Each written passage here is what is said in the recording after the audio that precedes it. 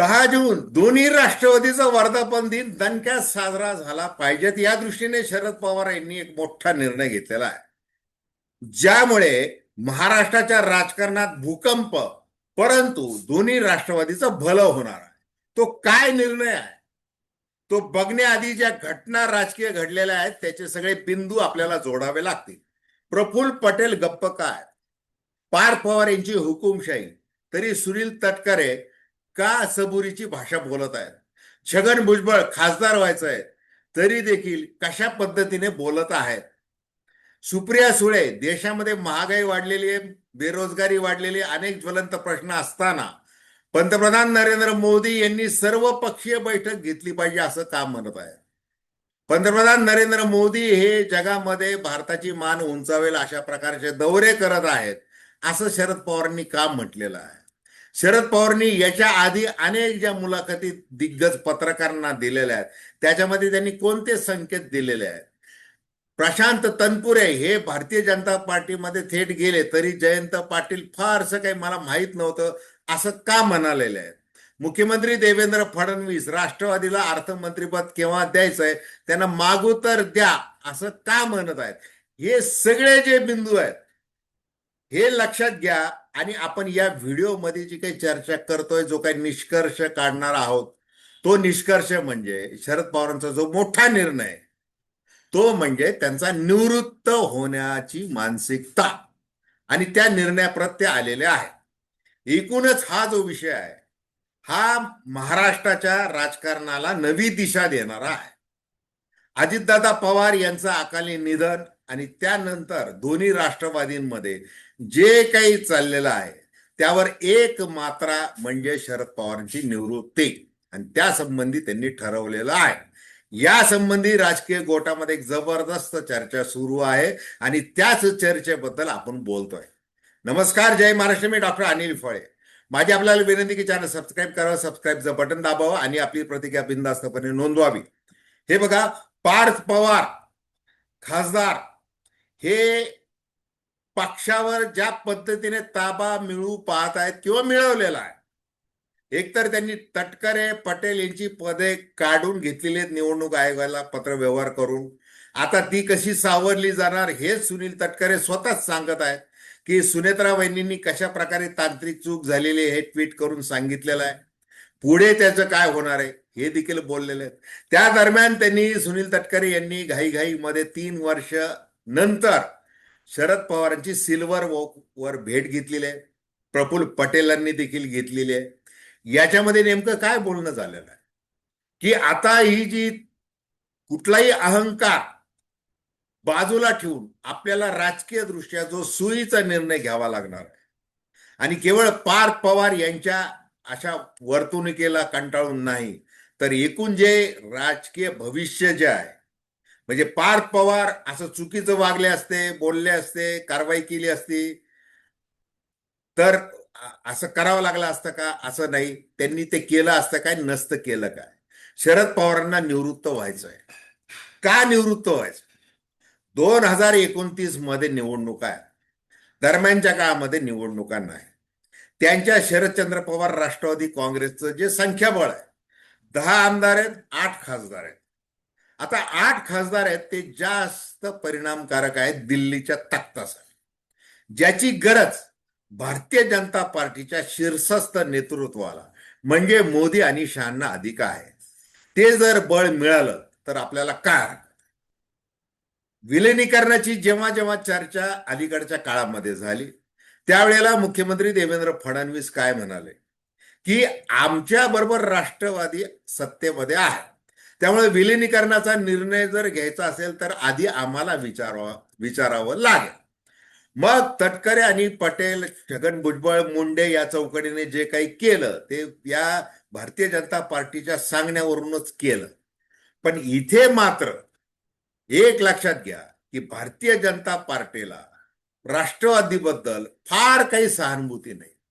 त्यांच्यामध्ये काय व्हायचं ते होईल, परंतु आम्ही ज्या अटी टाकतोय त्या अटींवर ते झाला पाहिजे. म्हणजे अट काय की सुप्रिया सुळे यांनी केंद्रामध्ये मंत्रिपद स्वीकारलं पाहिजे, जयंत पाटील यांनी राज्य मंत्रिमंडळात अर्थमंत्रीपद स्वीकारलं पाहिजे, सुनेत्रा वहिनी पवार या उपमुख्यमंत्री म्हणूनच राहायला पाहिजेत. त्या राष्ट्रीय अध्यक्ष करायचं की सुप्रिया सुळेंना करायचं हे तुम्ही ठरवा. एकूण काय तर हे जे सत्तेचं जे गणित आहे आणि त्याचा जो टिकू भारतीय जनता पार्टीला आवश्यक आहे, कितीही शतप्रतिशतची भाषा महाराष्ट्रामध्ये केली गेली तरी आत्ता जे काही वातावरण सध्याचं जे दिसतंय, जे नकारात्मक वातावरण आहे, अँटी इन्कम्बन्सीचा फटका बसू शकतो. अशा परिस्थितीमध्ये आपण एकदमच उबड्या काढून टाकायचं ठरवलं तर ते अवघड आहे. मग त्या दृष्टीने राष्ट्रवादी काँग्रेस आपल्या बरोबर असणं गरजेचं आहे. लोकसभा निवडणुकीमध्ये 2024 मध्ये ज्या पद्धतीने फटका बसला, की जे नॅरेटिव्ह सेट झालं संविधान बदलाचं आणि जे काही फटका बसला त्याची झळ आजही बसत आहे. भलं विधानसभेमध्ये जिंकता आला, परंतु असं काही होऊ नये त्यासाठी शरद पवार यांनी स्थापन केलेला राष्ट्रवादी काँग्रेस हा आपल्या सोबत असावा. आता विलिनीकरणाच्या संदर्भात अजित पवार हे हयात असताना जयंत पाटलांबरोबर जी काही चर्चा करायची त्याचं ब्रीफिंग मला होत होतं. आता अजितदादा नाहीयेत, त्याच्यामुळे तो प्रश्न आता संपलेला आहे. असं कितीही शशिकांत शिंदे, जयंत पाटील, सुप्रिया सुळे यांनी घोषित केलं किंवा त्या तिघांना शरद पवारांनी करायला लावलं तरी त्याला काय अर्थ नाही. आता जर सत्तेचं केंद्रातलं आणि राज्यातलं गणित जर पक्क बसवता येणार असेल आणि आता पक्ष निधी असेल, काय बंधनं असतील, सगळ्या देणग्या असतील पक्षाला, टक्केवारीपासून काय काय सगळ्या ज्या बातम्या येत आहेत आणि त्याच्यामुळं राष्ट्रवादीचं जे घड्याळ आहे ते बिघडलेलं आहे, ते थांबलेलं आहे असं दिसतंय. अशा परिस्थितीमध्ये आमदारांनाही राष्ट्रवादी काँग्रेसच्या वाटतंय की आता एकत्र आलं पाहिजे.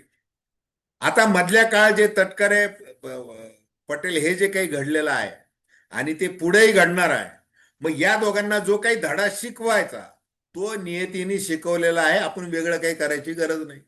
ते आपल्या पायाशी आता आलेले आहेत. त्याच्यामुळं त्यांनी थेट भारतीय जनता पार्टीमध्ये जायचंय का राष्ट्रवादी काँग्रेसमध्ये राहून व्यवस्थित राहायचंय हे त्यांनी ठरवायचंय. मग ज्या वेळेला शरद पवार असं ठरवतात की आता निवृत्त व्हायचंय, ते निवृत्त होत असताना त्यांनी जी काही वैचारिक बांधिलकी त्यांची धर्मनिरपेक्ष फुले शाहू आंबेडकरांची विचारसरणी, भारतीय जनता पार्टी बरोबर कोणत्याही स्थितीत जायचं नाही आणि याच्या आधी जे काही राजकारण जे काही महाराष्ट्रामध्ये झालेलं आहे आणि त्याच्यामुळं राष्ट्रवादी काँग्रेसच्या प्रफुल्ल पटेल, सुनील तटकरे यांच्यासह सगळ्या नेत्यांनी शरद पवारांवर जे काही तोंडसुख घेतलेलं आहे, तुम्ही ठरवता की भारतीय जनता पार्टी बरोबर जायचंय. गौतम अदानींच्या बंगल्यावर बैठक होती, सगळं होतं, सगळं हे असताना देखील ऐन वेळेला तुम्ही असं का करता असा प्रश्न त्यांना विचारला गेला. आता त्याला भीक न घालता शरद पवार राहिले, परंतु ज्या ज्या वेळेला पंतप्रधान नरेंद्र मोदी यांच्या प्रतिमा हननाचा प्रश्न आला ऐरणीवर राहुल गांधी यांच्याकडून वगैरे सगळ्या, मग त्याच्यामध्ये गौतम अदानी वगैरे, त्या वेळेला शरद पवार हे पुढे आलेले आहेत. मग तुमचं काय राय त्या तोफा कुठली विमानं असो वगैरे काय हिंडेनबर्ग असो, अनेक प्रकरणामध्ये त्यांनी शरद पवारांनी साथ दिलेली आहे नरेंद्र मोदी. मग आता अशा परिस्थितीमध्ये आपल्याला राष्ट्रवादी काँग्रेस जर भारतीय जनता पार्टी बरोबर थेट विलीन नाही परंतु महायुतीमध्ये जर न्यायचे तर मग इंडिया आघाडी आपल्याला, आपण विश्वासार्ह नेते नाहीयेत, विचारांशी द्रोह केलेला आहे असा शिक्का आपल्यावर बसता कामा नये. मग त्यासाठी काय करायचं? त्यासाठी हे करायचं की आपण निवृत्त व्हायचं. जे अजितदादा पवार म्हणत होते आणि ती विलिनीकरणाची चर्चा ज्या वेळेला होती त्यावेळेला असंच ठरलेलं होतं की आता अजित पवारांचं वर्चस्व राष्ट्रवादीवर राहील, सुप्रिया सुळे केंद्रामध्ये मंत्री होतील, जयंत पाटील राज्यामध्ये मंत्री होतील, हे असंच होतं. आणि आता फरक एवढाच झालेला आहे की आता अजित पवार हयात नाहीयेत आणि त्या परिस्थितीमध्ये आता हे करायचं आहे. मग ते करत असताना मी आता निवृत्त झालेलो आहे. मग नीरजा चौधरी या ज्येष्ठ पत्रकार, त्यांना दिलेली इंडियन एक्सप्रेसला दिलेली मुलाखत असो, अनेकदा शरद पवारांनी तसे संकेत दिलेले की विलिनीकरण एकत्र यायचं की नाही हे कार्यकर्त्यांनी, नेत्यांनी, पदाधिकाऱ्यांनी ठरवायचंय. मग त्यांनी आता जर तसं ठरवलं तर मी आता काय करतोय की इंडिया आघाडीमध्ये पण राहत नाही आणि एनडीए मध्ये पण राहत नाही. मी सक्रिय राजकारणातून निवृत्त होत आहे. अशा प्रकारची घोषणा ते 10 जूनच्या आसपास करू शकतात. या संबंधी राजकीय गोटामध्ये तुफान चर्चा सुरू आहे. आता शरद पवार त्या दृष्टीने निर्णय घेणार का? आणि मग ही जी काही पडझड राष्ट्रवादी काँग्रेसमध्ये सध्याची आहे ती पडझड थांबण्यासाठी मग पार्थ पवार यांना कसं समजून सांगायचं हे सगळं दिसत असताना एक मात्र आहे, रोहित पवार हे मात्र आक्रमक झालेले आहेत भारतीय जनता पार्टीच्या विरुद्ध, राज्य सरकार आणि केंद्र शासनाच्या विरुद्ध, की सीबीआय चौकशी का नाही, अजितदादा पवार यांच्या घातपाताविषयी वगैरे वगैरे अनेक मुद्दे ते थेटपणे बोलत आहेत.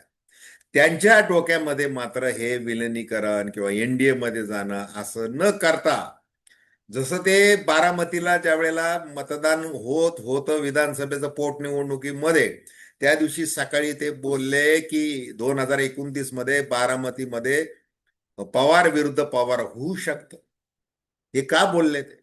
त्यांना वेगळं करायचं आहे, त्यांना स्वतःचं राज्यस्तरीय नेतृत्व करायचं आहे. आता परवा चांदवडला जे काही आंदोलन झालं त्याच्या बॅनरवर महायुतीचे विकास आघाडीचे नेते जरी दिसत असले तरी ते छोटे होते आणि मोठं छायाचित्र होतं रोहित पवार यांचं. हे बरंच काय बोलून जात आहे. आता रोहित पवार यांना कसं सांगायचंय, काय सांगायचंय? त्यांना भलं रयत शिक्षण संस्थेचं ते उत्तर विभागाचा अध्यक्ष केलेलं आहे. काय काय पद्धतीने शरद पवार समजून सांगतील त्यांना, कशा पद्धतीने समजून सांगतील, हा तो भाग वेगळा आहे. एकूण आता या दोन्ही राष्ट्रवादींना जर सावरायचं असेल वेगवेगळ्या संकटातून, तर सत्तेमध्ये राहणं आणि एकत्र येत हे आवश्यक आहे. आणि ते करण्यासाठी आणि आपली विचारधारा, आपला वकूफ सांभाळण्यासाठी एकच मार्ग आहे, तो म्हणजे निवृत्त होणं. आणि शरद पवारांनी जवळपास तो निर्णय घेतलेला आहे अशी चर्चा आहे. तर खूप खूप धन्यवाद. हा व्हिडिओ आपल्याला आवडला असेल अवश्य शेअर करा, सबस्क्राईब करा आणि आपल्या प्रतिक्रिया बिनधास्तपणे नोंदवा. धन्यवाद.